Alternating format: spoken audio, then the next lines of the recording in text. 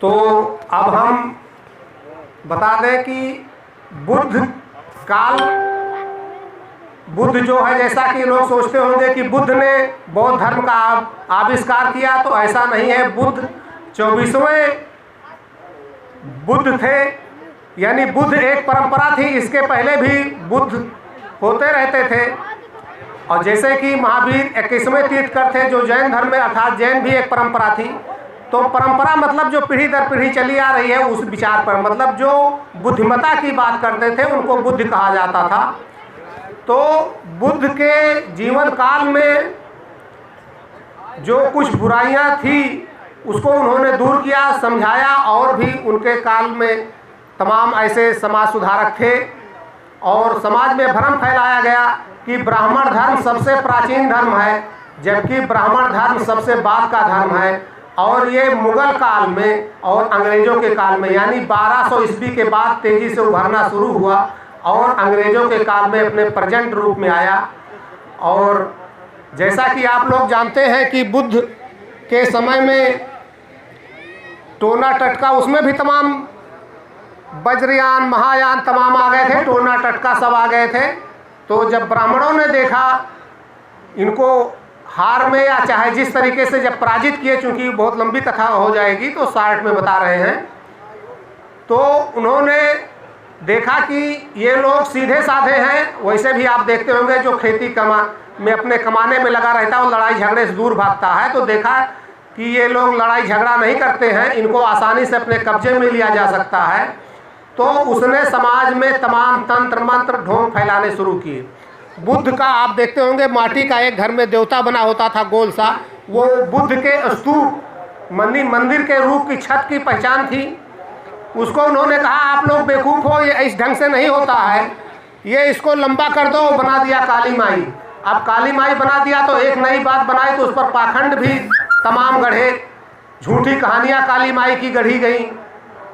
और इस प्रकार जब तब व्रत के तमाम देवी देवता गढ़े गए, जिससे समाज में तमाम बुराई पनपी। और उसी बुराई को दूर करने के लिए, सरल रूप देने के लिए, क्योंकि सहजता जो है हमारी हंसी का प्रतीक है, जब तक हम सहज नहीं होंगे हंसी नहीं आएगी। और हंसी का अर्थ है हम खुश हैं।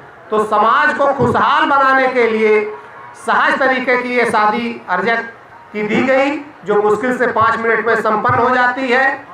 और चूंकि हमारी परंपरा थी पहले कि दिन में शादी होती थी, तो रात में शादी क्यों होने लगी, ये उन्हीं लूट के डर से शादी होने लगी। जैसा कि बताया कि उन्होंने देखा सीधे साधे लोग हैं, जिसकी लड़की अच्छी हो उसे उठा लो, उपभोग करो और छोड़ दो। तो अब आपको बताएं कि अभी आपको कंफर्म हो जाएगा कि कैसे। आप पहले बारात आती थी तो बुजुर्ग लोग बैठे हैं देखे, अगवानी होती थी। अगवानी में क्या होती थी, धक्का मुक्की होती थी। वो उसी का है कि जब वो लोग लड़की लूटने आते थे तो वही धक्का मुक्की गांव के बाहर, जब गांव वालों को पता चलती थी तो गांव के बाहर उन्हें रोकते थे। आज भी होता है कि गांव के बाहर जब बारात आती है तो पटाखे लगाए जाते, हम आ गए हैं। वो उसी समय का रूप था। दूसरा, अब किसी तरीके से लड़ झगड़ करके वो दरवाजे पे पहुंच गए तो ईंटा पत्थर जो मिलता था औरतें मर्द सब मारते थे। तो जिसका रूप था, आज आप बीड़ा देखते हैं कि बीड़ा मार रहे हो, तो अब तो टाफी और फूल बरसाए जाते हैं। ये सब प्रूफ है इसी बात के कि शादी में लड़ाई होती थी। और इसी उसके बाद में जब शादी ज़बरदस्ती लड़की को ले जाते थे तो आप देखे होंगे कि जो लाल रंग के जो हल्दी लगाई जाती है, हल्दी में एंटीसेप्टिक गुण है। जितने भी उड़ने वाले तेल हैं, मतलब जो बॉडी पे लगाने से वो जलन सी हल्की सी वो घाव में, तो हल्दी लगाई जाती थी। वो हल्दी रस्म वहीं से आई है। और गाली, जिसको आज हम कहते हैं बिना भाई गाली के तो सदिये नहीं शुभ हुई, शादी पूर्ण नहीं हुई। तो गाली ये क्या है, वही गाली है जो हम वहाँ गाली देते थे, अब उसको गाने के रूप में देने लगे हैं।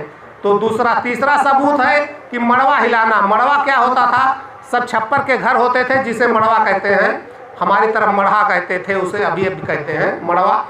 तो जब लूट के ले जाने लगते थे तो घर उजाड़ देते थे, जो घर में पाए उसको लूटे लाटे बांधे और जो छप्पर का घर हुआ उसको जिसको कहते हैं मड़वा हिलाना आप लोग। तो ये प्रथाएं इस बात का घोतक थी कि ब्राह्मण धर्म के जो समर्थक थे या कहिए जो विदेशी थे, उसमें ब्राह्मण ही क्यों और भी लोग थे, तो उनके डर से हम लोग रात में चुपके से शादी करने लगे, घर के अंदर करने लगे, खुलेआम मैदान में नहीं करते थे। आप अभी तो मंच लग गया, भीड़ भाड़ की बात है, नहीं तो हम लोगों की शादियाँ हुई तो घर के आंगन में ही हुई हैं। इन्हीं सब बुराइयों को दूर करने के लिए, इसी पाखंड को दूर करने के लिए ये अर्जक की व्यवस्था दी गई। क्योंकि ब्राह्मण 7 जन्म की बात करता है, 7 फेरे लगवाता है, रात भर इसी बहाने वसूली करता है कि तुम चढ़ाओ, तुम ये दान दो। और जैसा कि आप अगर गौर करें, अब हम पहले के दूल्हे के, अब तो दूल्हे जी सीधे मौर जो होता है, यह मोर यू आर मोर है। मौर का मतलब होता कवच। जो जोड़ा जामा हम पहनते थे वो भी लड़ाई का रूप होता था। वो हाथ में तलवार, जिसको उसमें आप सेठा में एक कील लिए घूमे रहते हैं, हाथ में अंगूठी पहने रहते थे, तलवार लगे तो उंगली ना कटे। ये सब हमारी लड़ाई के घोतक थे कि शादी ब्याह में लड़ाई होती थी। और अब ऐसी व्यवस्था नहीं है कि कोई लड़की उठा सके, तो इसी सब के लिए है। और अब दुल्हन मंच पर पहुंच रही हैं, तो हम चाहते हैं कि थोड़ा आप लोग गौर करें। और यार